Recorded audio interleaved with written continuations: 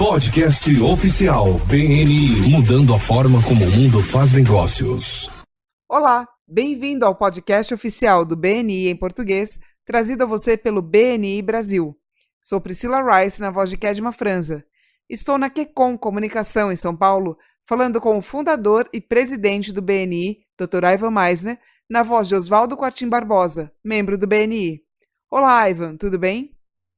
Olá, Priscila, tudo bem? Durante todo esse mês eu estou em Austin, no Texas, e você sabe que, para mim, permanecer em algum lugar durante algumas semanas é sempre um milagre, viu? Isso é ótimo. O que você tem a nos dizer hoje, Ivan? Falaremos sobre um assunto incomum. O que significa conhecer o seu verbo? Tem a ver com a obtenção de mais negócios? Há um mês eu passei 5 dias no meu seminário anual, o TLC, que é o Transformational Leadership Council, que aconteceu no México. Quando eu volto dessas conferências, Priscila, eu trago comigo muitas informações valiosas.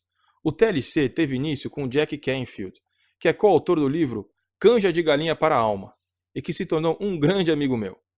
Bom, mas nessa conferência, quem me ofereceu vários insights foi outro grande amigo e membro do BNI, o Alex Mandossian, que fez uma palestra chamada Descubra o seu verbo.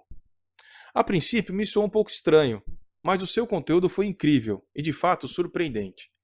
Em certo momento ele disse que a maior lição que aprendeu ao longo dos anos, que a única coisa que faz um grande empresário e um líder é o movimento, é o agir. Albert Einstein disse uma vez que nada acontece até algo se mover.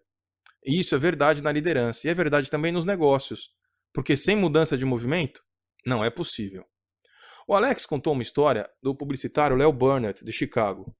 Ele disse que o Burnett, uma vez, colocou seu pessoal para analisar 62 anúncios que não conseguiram chamar a atenção do público e vender as mercadorias. Ele, então, queria saber por que falharam e pediu ideias sobre por que isso aconteceu. Assim, verificou-se que, das 12.758 palavras que compunham os 62 anúncios, 24,1% deles eram adjetivos como extremamente muito.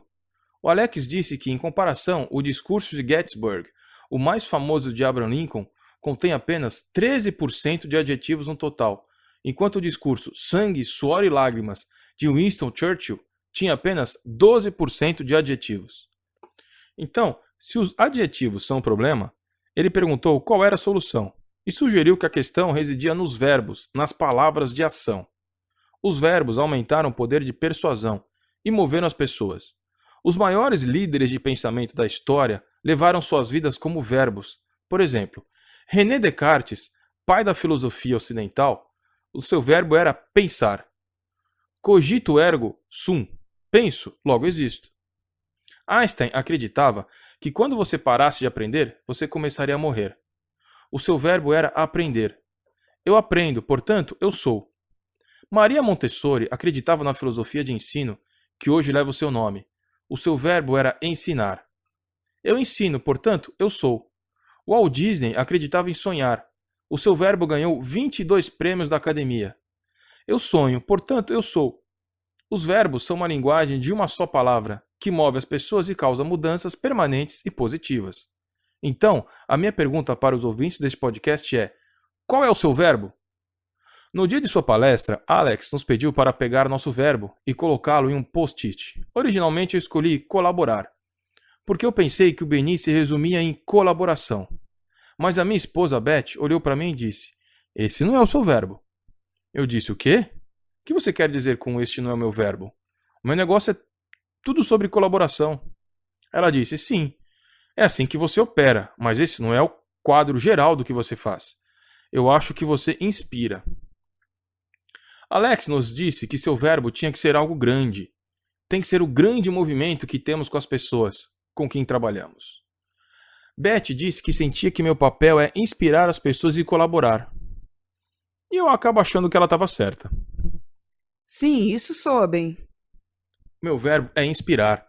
Eu vejo isso como diferente de motivar, porque, honestamente, eu não acredito que eu possa motivar as pessoas.